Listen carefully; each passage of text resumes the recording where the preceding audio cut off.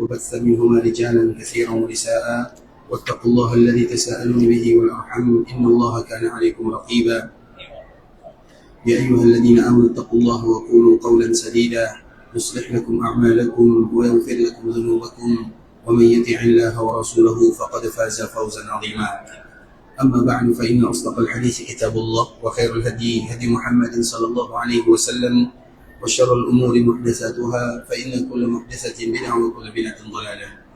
Ikhwatul Islam, saudara kaum muslimin, para tetamu Allah rahimani wa rahimakumullah. Alhamdulillah, Allah Subhanahu wa taala kembali memberikan kemudahan kepada kita bersama bisa berada di antara salah satu rumah Allah yang paling indah di kota Madinah, Masjid Rasulullah sallallahu alaihi wasallam. Dan ketahuilah, siapapun yang berada di rumah Allah Subhanahu wa taala, maka mereka disebut dengan tetamunya Allah Subhanahu wa taala. Dan kalau mereka menjadi tetamu Allah Subhanahu wa taala, maka Allah mewajibkan terhadap dirinya untuk memuliakan siapapun yang menjadi tetamunya. Sehingga Allah Subhanahu wa taala memberikan kemuliaan kepada kita dua, menjadi tetamu Allah dua, keberadaan kita di rumah Allah Subhanahu wa taala, kemudian keinginan kita untuk melakukan ibadah yang termulia. Kedua-duanya disebut dengan tetamu Allah Subhanahu wa taala.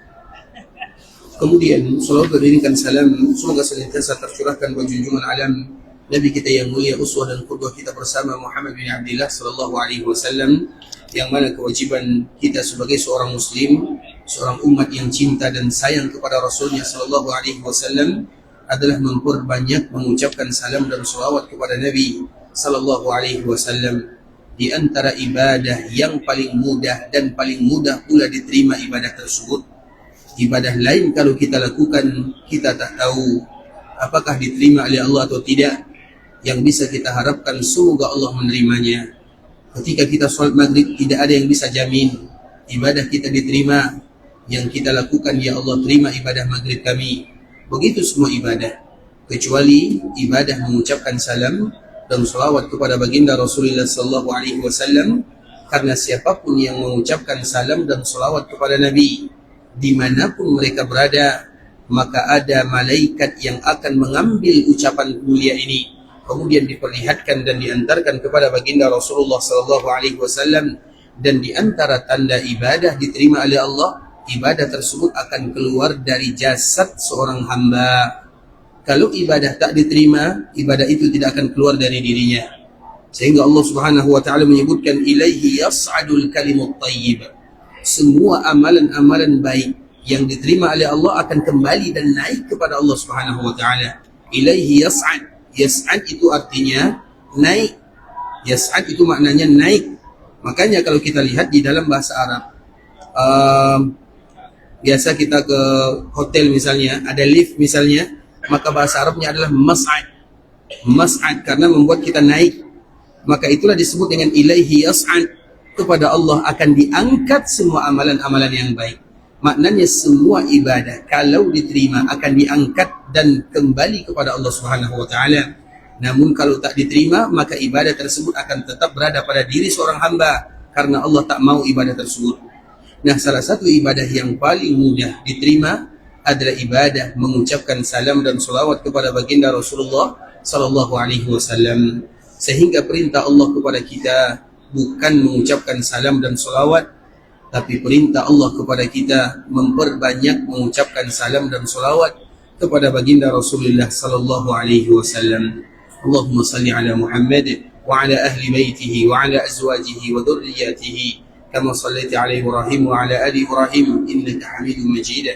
Allahumma barik ala Muhammad wa ala ahli baitihi wa ala azwajihi wa dhurriyyatihi كما باركت على إبراهيم وعلى آل إبراهيم إنك حميد مجيد. Ikhwatul Islam, saudara kaum muslimin, para tetamu Allah rahimani wa rahimakumullah. Alhamdulillah, Allah Subhanahu wa taala kembali memberikan kemudahan kepada kita bisa berada di dalam Masjid Rasulullah sallallahu alaihi wasallam, yang mana tujuan kita semuanya adalah untuk beribadah kepada Allah Subhanahu wa taala. Dan di antara ibadah yang terbaik adalah melaksanakan ibadah salat. Karena Nabi sallallahu alaihi wasallam menyebutkan salatun fi masjidi hadza khairun min alfi salatin fi ma siwa illa al-masjidil haram.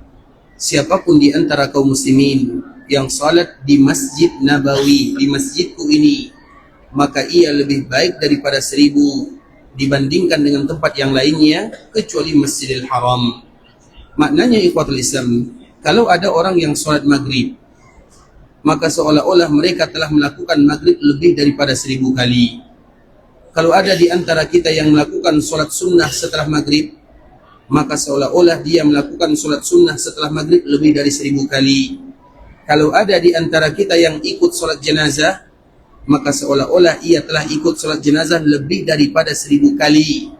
Karena siapapun yang melaksanakan ibadah salat di Masjid Nabawi, pahalanya adalah berapa pahalanya? Bukan 1000. Berapa pahalanya? Lebih daripada 1000. Pahalanya lebih daripada 1000. Berapa kelebihannya? Berapa kelebihannya? Allahu a'lam. Tak ada yang tahu. Maknanya ini peluang bagi kaum muslimin. Ketika mereka berada di tanah haram Makkah Madinah, tidak ada satupun ibadah yang pasti berapa pahalanya. Bahkan ibadah salat yang disebutkan oleh baginda Rasulullah SAW, Nabi hanya menyebutkan lebih baik daripada 1000. Kalimat lebih baik daripada 1000 tak sama dengan 1000. Kalau 1000, itu kita tahu bilangan hitungannya. Tapi kalau lebih daripada 1000, Allahu a'lam. Berapa lebihnya? Allahu a'lam. Kemudian Nabi SAW menyebutkan salatun. Orang yang melakukan salat, Nabi SAW juga tak mengkhususkan antara satu salat dengan salat yang lainnya. Sehingga para ulama, semua para ulama dikala mereka mensyarah hadis Nabi SAW, salah satunya adalah Imam An-Nawawi rahimahullahu ta'ala menyebutkan dari kalimat yang disebutkan oleh Nabi SAW, jelas bagi kita bersama, tidak ada ibadah salat yang dikhususkan oleh Nabi SAW. Maknanya semua salat yang dilakukan kaum muslimin ketika mereka berada di Masjid Nabawi, maka semuanya mendapatkan pahala lebih daripada 1000. Selama itu disebut dengan salat, maka pahalanya lebih daripada 1000. Bahkan salat jenazah yang senantiasa dilalaikan oleh kaum muslimin, maka ketahuilah di sana terdapat pahala yang amat banyak, disebutkan oleh baginda Rasulullah SAW. Kemudian di Masjid Nabawi, di antara salah satu tempat yang paling indah yang telah kita bahas sebelumnya adalah mimbar atau yang kita kenal dengan Raudhah Ar-Raudhah Asy-Syarifah, taman di antara taman-taman surga. Dan kita menyebutkan hadis Nabi SAW, ma baina baiti wa mimbari raudhatun min riyadil jannah wa mimbari ala haudi. Antara rumahku dan mimbarku adalah taman di antara taman-taman surga, dan mimbarku ada di telagaku. Nah, salat yang paling baik itu ikhwatul Islam dikala kita berada di Masjid Nabawi. Salat yang paling baik dikala kita berada di Masjid Nabawi adalah masjid yang dulu dibangun oleh Nabi SAW. Salat yang terbaik itu ikhwatul Islam adalah salat yang masjid yang dulu dibangun oleh Nabi SAW. Makanya kaum muslimin, ketika Allah mudahkan mereka bisa maju ke depan, lebih dekat dengan masjid yang dulu dibangun oleh Nabi SAW, lebih bagus. Karena harus kita ingat ikhwatul Islam, di antara ibadah yang paling banyak pahalanya adalah ibadah salat. Jangankan salat, melangkah menuju salat saja, satu langkah itu berapa pahalanya? Satu langkah bisa menghapuskan dosa, satu langkah bisa mengangkat derajat di sisi Allah Subhanahu wa taala. Ada salah satu kabilah yang ada di Madinah ikhwatul Islam, namanya kabilah Bani Salamah. Kabilah Bani Salamah ini, mereka tinggalnya jauh dari Masjid Nabawi. Kemudian mereka minta izin kepada Nabi SAW, ya Rasulullah, rumah kami amat jauh dari Masjid Nabawi. Kami ingin agar selalu salat di Masjid Nabawi dan dekat tinggal dengan Masjid Nabawi. Maka apa kata Nabi SAW? Ya Bani Salimah, diyarukum tuktabu atharukum. Rumah kalian, tempat tinggal kalian akan ditulis sebagai bekas yang akan memudahkan kalian masuk ke dalam surga Allah Subhanahu wa taala. Karena tentunya semakin jauh, semakin banyak pula perjalanannya. Dan Bani Salimah itu ikhwatul Islam adalah mereka yang tinggal di Qiblatain. Makanya Masjid Qiblatain yang kita kenal dengan Qiblatain, nama aslinya adalah Masjid Bani Salimah. Sehingga Nabi SAW, bukan Nabi tak izinkan mereka tinggal dekat dengan Masjid Nabawi, tapi dikala mereka berjalan kaki dari Bani Salimah, dari kampung halamannya, menuju Masjid Nabawi, dan kita tahu berapa panjangnya Masjid Nabawi, berapa kilo dari Masjid Nabawi dari Bani Salimah, itu panjang bisa 4 atau 5 kilo ikhwatul Islam. Mereka ingin dekat dengan Masjid Nabawi, tapi Nabi SAW menyebutkan diyarukum, diyarukum, tuktabu atharukum, rumah kalian akan ditulis sebagai bekas langkah beribadah kepada Allah Subhanahu wa taala. Makanya tempat solat yang terbaik ikhwatul Islam di Masjid Nabawi adalah masjid yang dulu dibangun oleh baginda Rasulullah sallallahu alaihi wasallam, dan tempat yang paling dekat dengan masjid yang dulu dibangun oleh baginda Rasulullah sallallahu alaihi wasallam. Oleh karena itu ikhwatul Islam, alhamdulillah Masjid Nabawi kita saksikan biasanya saf-saf yang paling padat itu ikhwatul Islam adalah yang bagian depan atau bagian belakang? Bagian belakang. Seolah-olah masjid itu sudah full, padahal di tengah-tengahnya tak ada orang. Kenapa kaum muslimin mereka senantiasa mereka mau berdiri di bagian belakang, tak mau melangkah paling 10 langkah, paling 20 langkah, paling 30 langkah? Kenapa mereka tidak mau maju? Semakin dekat dengan Masjid Nabawi, maka semakin besar pahalanya di sisi Allah Subhanahu wa taala. Satu langkah ada pahala, satu langkah bisa menghapuskan dosa, satu langkah terangkat derajat di sisi Allah Subhanahu wa taala. Tapi siapa di antara kita yang mau melakukan demikian? Kita lebih suka sholat di bagian belakang daripada sholat di bagian depan dengan berbagai macam alasan. Ada yang alasannya takut hilang, ada yang alasannya takut ditinggal kawan, ada yang alasannya ingin cepat makan, ada yang alasannya ingin cepat keluar. Padahal tujuan kita bersama datang ke sini fokus beribadah untuk Allah Subhanahu wa taala. Tidak akan kita temukan keindahan ibadah, terkhusus ibadah solat, kecuali dikala kita berada di tanah haram. Di tanah haram ini kita datang 1 jam, setengah jam sebelum orang azan. Kalau di kampung halaman, kapan kita datang salat? Pas qomat ya? Kita mengaku saja ikhwatul Islam, pas qomat. Kita semuanya demikian keadaannya. Kenapa demikian? Karena tidak ada ketertarikan yang indah, magnet yang begitu kuat dibandingkan dengan tanah haram Makkah Madinah. Oleh karena itu, janganlah kita menjadi orang yang terakhir masuk ke dalam Masjid Nabawi dan orang yang paling pertama keluar dari Masjid Nabawi. Kenapa kita tidak melangkah ke depan? Karena salat yang terbaik itu adalah salat yang paling dekat dengan masjid yang dulu dibangun oleh baginda Rasulullah sallallahu alaihi wasallam. Walau semua Masjid Nabawi pahalanya lebih daripada 1000. Kemudian ikhwatul Islam, di masjid yang dibangun oleh Nabi sallallahu alaihi wasallam, kemarin kita telah menyebutkan ada salah satu tempat namanya adalah Raudhah Asy-Syarifah, taman di antara taman-taman surga. Disebut dengan taman surga dan disebut dengan Asy-Syarifah yang mulia, karena siapapun yang berada di dalamnya untuk beribadah kepada Allah, maka mereka adalah orang-orang yang mulia atau mereka yang ingin mendapatkan kemuliaan. Karena berada di Raudhah itu adalah sebuah tempat yang menjadi bagian daripada taman-taman surga, sehingga orang yang Allah mudahkan datang beribadah di dalamnya adalah orang yang Allah muliakan atau orang yang ingin mendapatkan kemuliaan dari Allah Subhanahu wa taala. Makanya Nabi sallallahu alaihi wasallam menyebutkan, "Ma baina baiti wa minbari raudhatun min riyadil jannah." Antara rumahku, batasannya antara rumah Nabi dan mimbar Nabi sallallahu alaihi wasallam adalah taman di antara taman-taman surga. Jadi taman surga itu ikhwatul Islam, para ulama sejarah mereka menyebutkan, salah satunya adalah Imam As-Samhudi. Dia menyebutkan dalam kitabnya Wafaul Wafa bahwa taman surga itu ikhwatul Islam panjangnya hanya 50 hasta sahaja. Bahwa taman surga itu panjangnya hanya lebih daripada 50 hasta, 53 hasta, kurang lebih 26,5 meter itu panjangnya, panjang daripada Raudhah Asy-Syarifah. Sedangkan lebarnya ikhwatul Islam itu tak lebih daripada 30 hasta atau kurang lebih 15 meter sahaja. Tentu terjadi perselisihan sedikit, tidak terlalu banyak. Ada yang menyebutkan 30 hasta, ada yang menyebutkan 31, 32, perbezaannya tak banyak. Dan itu ada di antara Raudhah. Oleh karena itu ikhwatul Islam, Raudhah adalah Masjid Nabawi dan bukan semua Masjid Nabawi adalah Raudhah. Dalam makna yang pertama, antara rumah Nabi dan mimbar Nabi sallallahu alaihi wasallam. Bahkan Nabi sallallahu alaihi wasallam di awal bangun Masjid Nabawi itu belum lagi ada namanya Raudhah. Awal Nabi sallallahu alaihi wasallam bangun Masjid Nabawi karena Nabi sallallahu alaihi wasallam datang ke sini, ke tempat kita ini itu pada hari Jumat. Nabi sallallahu alaihi wasallam datang ke sini pada hari Jumat. Nabi sampai di Madinah pada hari Isnin. Dan pada hari Isnin, Nabi SAW berada di sebuah tempat yang bernama Awali. Awali itu adalah sebuah kabilah yang namanya kabilah Amr bin Auf, dan di sana adalah keluarga Nabi SAW dari kabilah Amr bin Auf, sehingga Nabi duduk di sana 4 atau 5 hari. Kemudian Nabi sampai ke tempat kita ini pada hari Jumat. Kemudian Nabi SAW menginap di rumah karena Nabi tak ada rumah.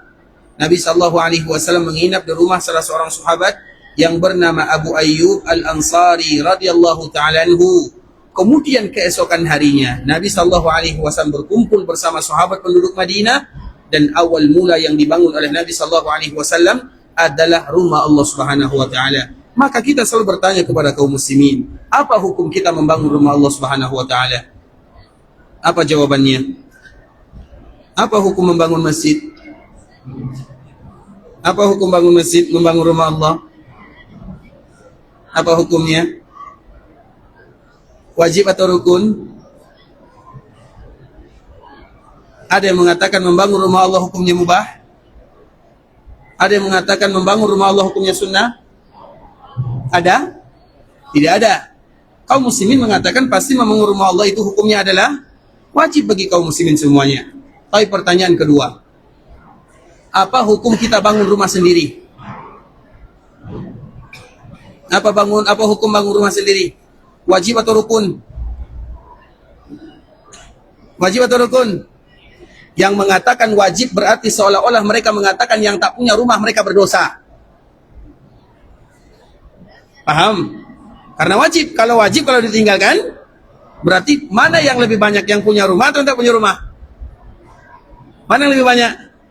Yang punya rumah atau tak punya rumah? Di sini yang punya rumah itu hanya kurang lebih 40% saja. Sisanya tak ada punya rumah. Berarti berdosa semua. Apa hukum bangun rumah sendiri?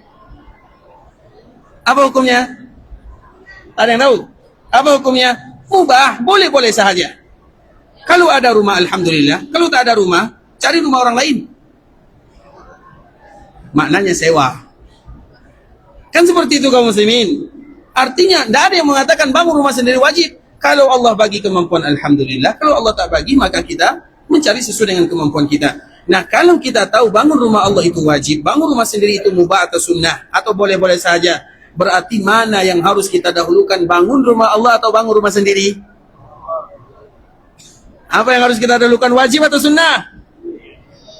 Berarti yang tak punya masjid tanggung jawab. Atau yang tak ikut bergabung bangun masjid berarti tanggung jawab. Paham sampai di sini ikhwatul Islam? Itu yang dibuat oleh Nabi SAW. Sampai ke sini Nabi tak bangun rumah dia.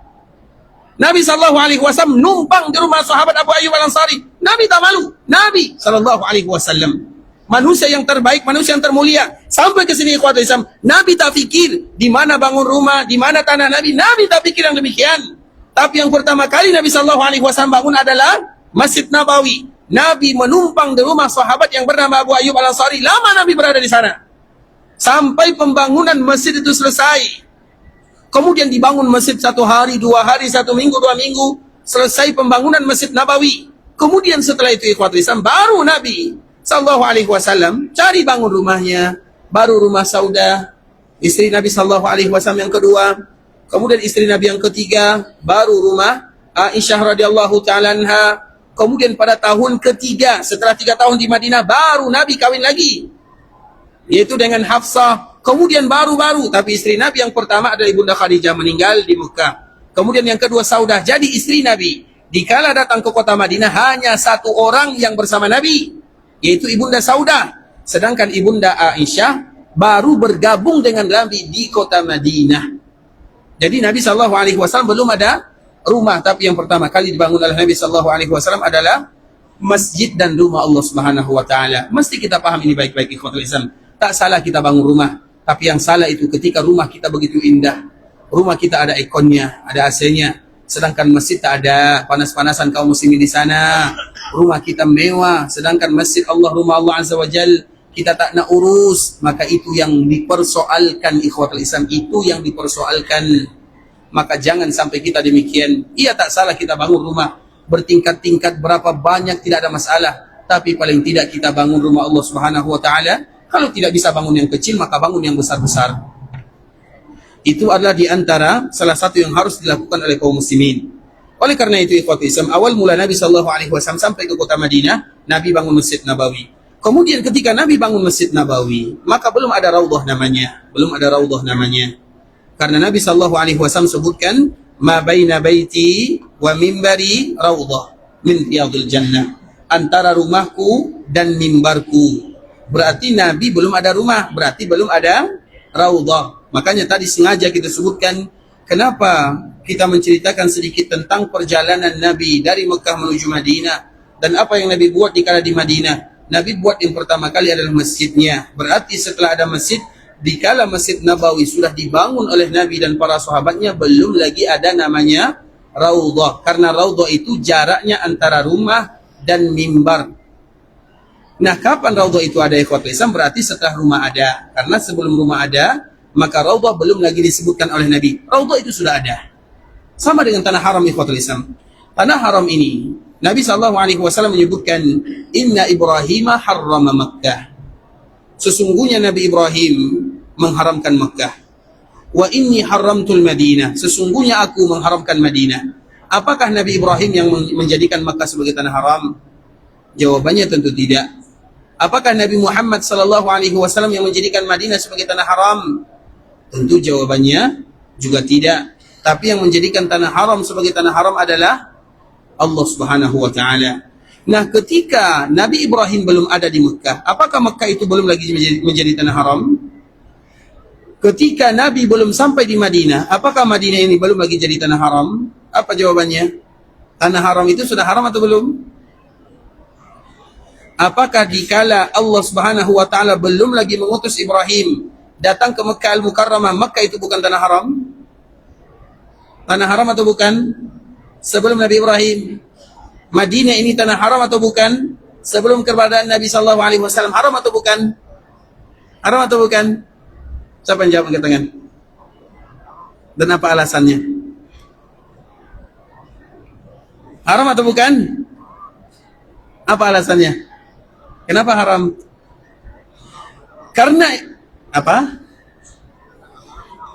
Yang menjadikan tanah haram adalah Allah Subhanahu wa taala. Kapan Allah jadikan tanah haram? Setelah Nabi ada atau sebelum Nabi ada? Di Mekah sebelum Nabi Ibrahim atau setelah Nabi Ibrahim? Sebelum atau setelah? Di Madinah setelah Nabi ada atau sebelum Nabi ada? Sebelum Nabi ada. Betul nih.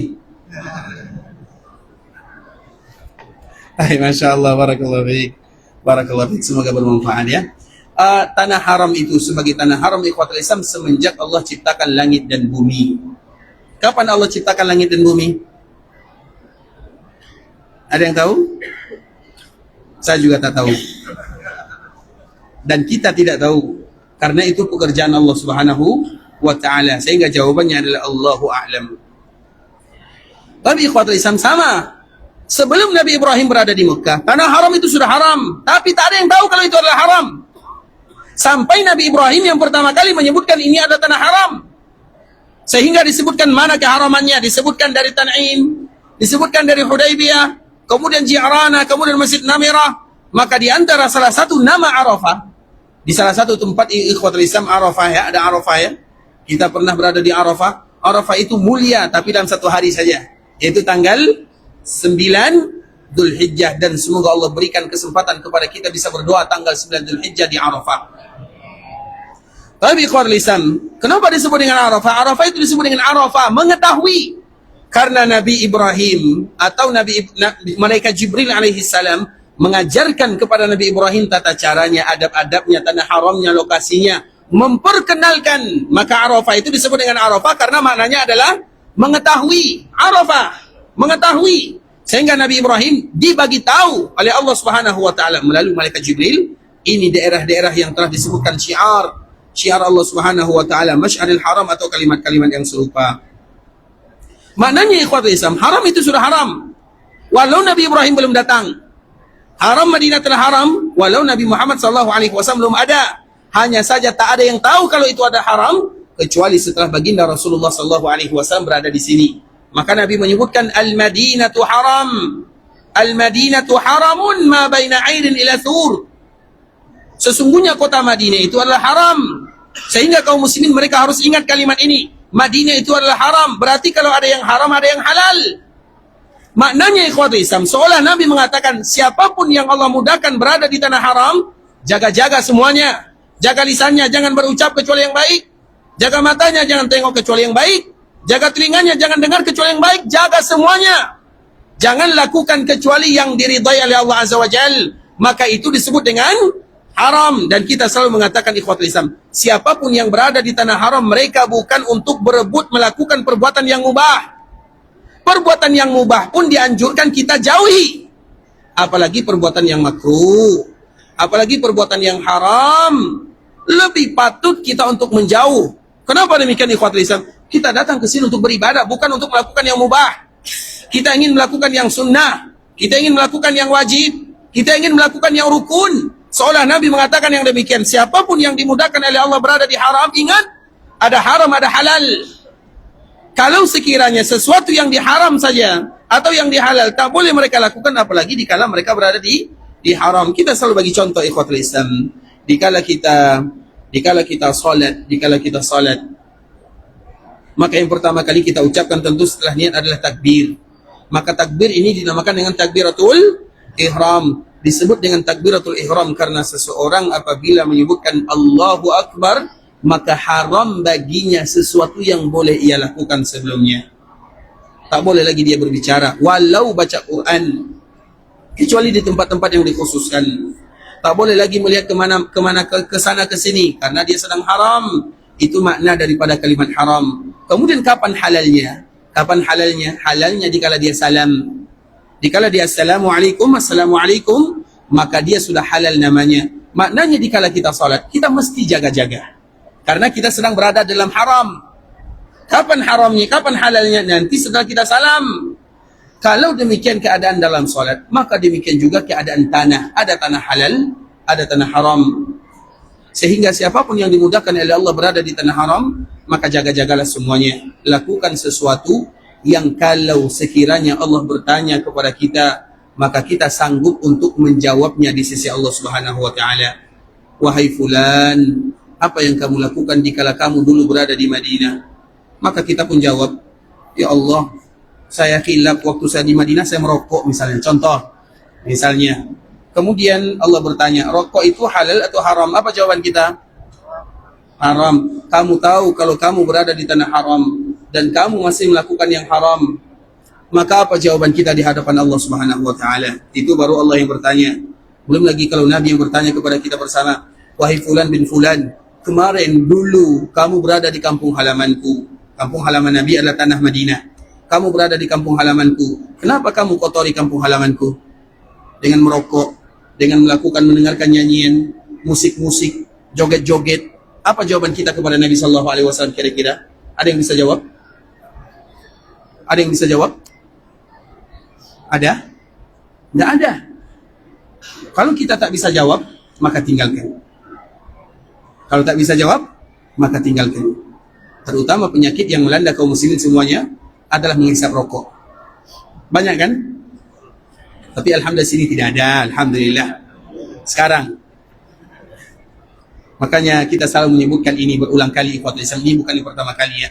Kita selalu mengatakan kalimat ini, lakukan di tanah haram itu sesuatu yang bisa kita pertanggungjawabkan kepada Allah Subhanahu wa Ta'ala. Jangankan rokok itu ikhwatul Islam, bahkan kalau makan-makan, kalau ada yang makan-makan, kemudian mereka share-share makanannya, kalau kita ditanya oleh Allah Subhanahu wa Ta'ala, kenapa kamu melakukan yang demikian?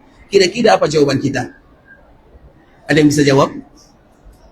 Misalnya kita datang ke tanah haram, kemudian ada makanan yang sedap misalnya, di sini ada makanan ini, kemudian kita share-share misalnya. Kalau kita ditanya oleh Allah Subhanahu wa Ta'ala, kalau kita meninggal ditanya oleh Allah, bertemu dengan Nabi sallallahu alaihi wasallam, kira-kira apa jawaban kita? Ya Allah, saya share supaya nanti kawan-kawan tidak lapar. Mungkin atau tidak jawabannya seperti ini? Ada yang lapar di Madinah? Tidak ada, alhamdulillah, tak penting. Lakukanlah sesuatu yang bisa kita pertanggungjawabkan di hadapan Allah Subhanahu wa taala atau sesuatu yang membuat Nabi ridha kepada kita bersama.